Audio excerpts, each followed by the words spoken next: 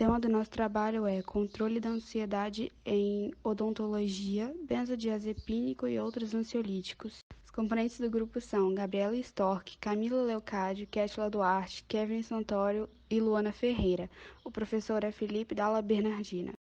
A ansiedade é um transtorno emocional, muito comum nos pacientes odontológicos, e isso não afeta nem idade e nem sexo, e ela pode ser gerada por diversos fatores de natureza pessoal, local e ambiental, sendo considerada como o mal do século, juntamente com a depressão.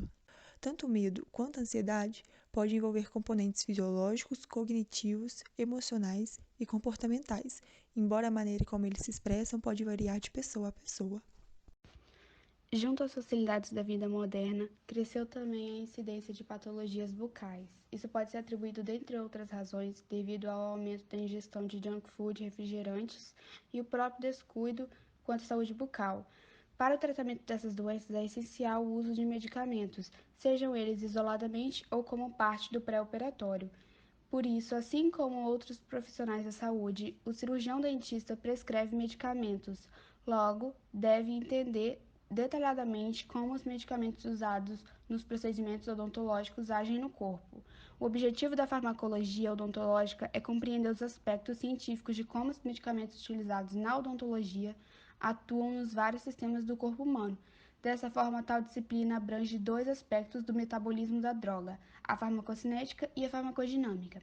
A farmacocinética estuda os processos de administração, absorção, distribuição, biotransformação e excreção das drogas no organismo, enquanto a farmacodinâmica é responsável pelos mecanismos de ação e seus efeitos no organismo, estudando os locais de ação e seus mecanismos, receptores, eficácia, potência, efeitos colaterais, entre outros.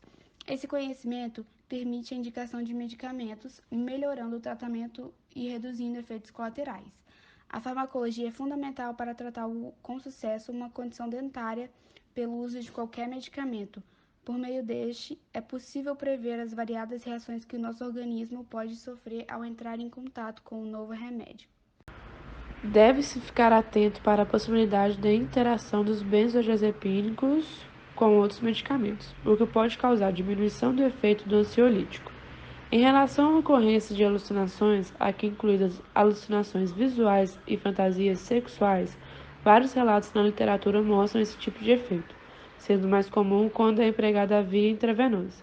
Assim, há relatos de alucinações com uso do triazolam, midazolam, diazepam e lorazepam.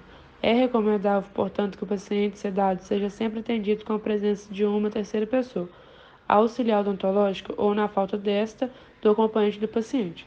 Reações paradoxais aos benzodiazepínicos caracterizadas por excitação e movimentação excessiva. São relativamente incomuns e ocorrem em menos de 1% dos pacientes. Devido aos efeitos depressores sobre o sistema nervoso central, como a diminuição da capacidade psicomotora, pode permanecer por tempo superior ao tratamento odontológico, especialmente com o uso de benzodiazepínicos, com a longa meia-vida. É importante que o paciente seja orientado a repousar por pelo menos 6 horas após o tratamento, a não realizar tarefas delicadas e a não conduzir veículos automotores no dia do tratamento. Deve-se ainda recomendar que o paciente não faça o uso de outros depressores, como o álcool. Para maior segurança e certeza de que as recomendações serão seguidas, é necessário que essas informações sejam passadas ao paciente por escrito. Além dessas precauções, as possíveis contraindicações do uso de benzodiazepínicos, como distúrbios metabólicos, alcoolismo, síndrome da apneia de sono, insuficiência respiratória grave, insuficiência hepática grave, gravidez e lactação, também devem ser consideradas e, se necessário, fazer contato com o médico do paciente, para a busca de alternativas para a sedação. A observância desses cuidados no uso de sedação oral com benzodiazepínicos permite ao dentista conduzir o tratamento de forma mais confortável e segura ao paciente. Sedação e ansiedade durante o atendimento odontológico. Para o profissional conseguir sucesso durante esse tipo de atendimento, ele deverá adotar uma abordagem de tratamento apropriada e adaptada às preocupações de cada paciente. Nesses casos, a sedação consciente é uma aliada em pacientes moderadamente ansiosos, devido ao fato dela proporcionar conforto ao paciente durante o procedimento, provocando abolição ou redução das respostas fisiológicas, observando perda de consciência, colaboração e dos reflexos protetores, deixando, no caso, o paciente calmo, relaxado e com amnésia enterógena. E, além disso, ainda é possível manter contato verbal com o paciente. A sedação pode ser dividida em sedação leve ou mínima, sedação moderada e sedação profunda. Como exemplo de remédios com foco em reduzir a ansiedade estão os ansiolíticos, sendo a classe dos benzodiazepínicos por via oral ou parental a mais utilizada. Porém, a sedação também pode ser realizada com óxido nitroso, principalmente em menores de 16 anos, devido ao fato da classe dos benzodiazepínicos ser contraindicada para esse grupo. O emprego da sedação consciente ocorre em casos de anestesia local ineficaz por qualquer motivo, em indivíduos que apresentam deficiência mental e em casos de fobia dentária e ansiedade acentuada, por exemplo. Os benzodiazepínicos, muito utilizados pelos cirurgiões dentistas, além de promover um certo grau de sedação hipnótica, eles causam controle da ansiedade, relaxamento muscular esquelético, amnésia anterógrada, atividade anticonvulsivante, redução do fluxo salivar e do reflexo de vômito. Assim, eles são muito usados em casos de anestesia, abstinência do álcool ou no tratamento sintomático de ansiedade e ou insônia. A sua ação ocorre por meio da potencialização dos efeitos do GABA, neurotransmissor inibidor primário do sistema nervoso central. Quando os benzodiazepínicos interagem com os receptores GABA-A, os canais iônicos se abrem com mais frequência, aumentando a entrada de íons de cloreto, o que aumenta a polarização da membrana e inibe, consequentemente, a liberação de neurônios. O resultado, no caso, é a depressão do sistema nervoso central. Os principais benzodiazepínicos de uso odontológico são triazolam, o qual é mais encontrado na apresentação comercial como Alcion. Ele apresenta meia-vida curta de 1,5 a 5,5 horas e ausência de metabólicos ativos. Ele causa pouca sonolência residual ou efeito ressaca, com duração média de 1 a 2 horas. Ele é contraindicado para grávidas.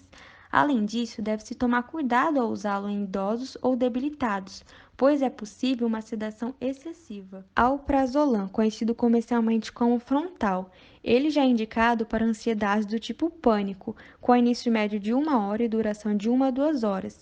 Ele é contraindicado para pacientes com alergia aos benzodiazepínicos e com glaucoma do ângulo estreito. Além disso, é necessário ter muito cuidado com a sedação intensificada se ele for co-administrado com inibidores do citocromo P 3 a 4. Lorazepam, conhecido no Brasil como Lorax, é um medicamento que apresenta certa desvantagem, devido ao fato de seu tempo de início ser longo, no caso de 1 a 2 horas. Portanto, ele é indicado ao paciente a ser tomado antes da consulta. Ele é contraindicado em pacientes com glaucoma do ângulo estreito e com alergia conhecida aos benzodiazepínicos. Além disso, é preciso ter muito cuidado ao usar em pacientes com transtorno depressivo ou psicose. Midazolam, conhecido comercialmente como Dormonide. A sua fórmula química se assemelha ao diazepam. Ele causa depressão respiratória, embora a incidência de depressão parada respiratória seja normalmente baixa. Quando ele é administrado isoladamente e nas doses preconizadas, o seu uso concomitante com fármacos de ação do sistema nervoso central, principalmente analgésicos opioides, ele tende a aumentar a possibilidade de hipotensão, de depressão respiratória, parada respiratória e morte, devendo ter muito cuidado no seu uso. Diazepam, conhecido comercialmente como Valium, ele tem efeito após 1 hora aproximadamente da sua administração, atingindo 90% do seu efeito clínico máximo. Ele é bem tolerado por pacientes idosos. A sua dose recomendada para prevenção ansiolítica é de 5 a 10 mg 1 hora antes do tratamento. O óxido nitroso é um gás com sabor adocicado com efeito ansiolítico, que causa depressão e euforia do sistema nervoso central, com efeitos insignificantes no sistema respiratório e cardiovascular. Os cirurgiões dentistas comumente usam máquinas modernas misturadoras para titular e fornecer uma mistura terapêutica específica de óxido nitroso com oxigênio para o paciente, de acordo com as respostas individuais de cada um. Durante a administração, o óxido nitroso é rapidamente retirado dos alvéolos pulmonares para o sangue. Como esse gás tem baixa solubilidade no sangue, ele rapidamente se difunde do sangue pela concentração gradiente nos tecidos, incluindo o sistema nervoso central, resultando em início rápido, dentro de alguns minutos. Acredita-se que seu efeito ansiolítico seja atribuído a um agonismo nos sítios de ligação benzodiazepínicos no receptor GABA-A e uma potencialização de uma via sinalizadora que envolve diferentes enzimas. Os riscos dos ansiolíticos e a necessidade de explicação ao paciente sobre é necessário que antes dessa medicação dos benzodiazepínicos é necessário que ele passe por uma anamnese, exames intra e extrabucais e outros anexos importantes, para ter certeza que ele não é um dos casos contraindicados para esta medicação. Outro ponto relevante está relacionado com a explicação do paciente o motivo ou a doença que levou ele a tomar o mesmo. Goresten relata que a administração prolongada de benzodiazepínicos, mesmo que em doses baixas, induz a prejuízos persistentes nas funções cognitivas e psicomotoras. A orientação sobre a interação com o álcool, dado ao seu intenso uso, também é muito importante, uma vez que pode ocorrer depressão respiratória grave e fatal pelo sinergismo do efeito depressor. Outra característica relevante desse tipo de medicamento é o aparecimento da tolerância e independência, uma vez que deve ser amplamente prevenido pelo profissional através do uso de dosagens mínimas e por períodos de tratamento o mais curto possível. Por isso, o retorno do paciente ao dentista periodicamente é um fator que também deve ser orientado ao mesmo, com a finalidade de monitoramento da dose, avaliação dos efeitos colaterais e da resposta terapêutica. Na sequência da apresentação do trabalho, agora eu estarei falando um pouco sobre a importância da atuação do odontólogo para a prescrição e uso racional de medicamentos. Os medicamentos, desde a sua fabricação até o seu consumo, vêm sendo objeto de preocupação, bem como de inúmeras pesquisas realizadas mundialmente. A maior parte desses estudos relaciona-se à prática médica.